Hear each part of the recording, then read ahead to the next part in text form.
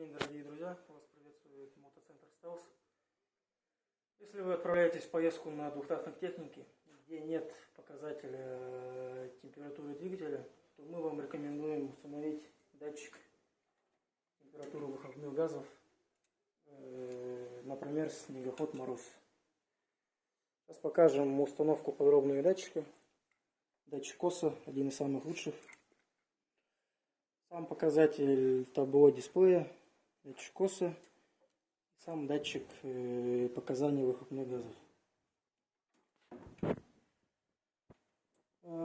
Всего два провода. Черный провод на массу, и это плюс. Черный цепляем массу куда-нибудь на корпус снегохода. Второй провод от замка зажигания на плюсовой. Всего два провода, ничего сложного. Сам датчик высверливаем отверстие выхлопной трубы сверлом на 12.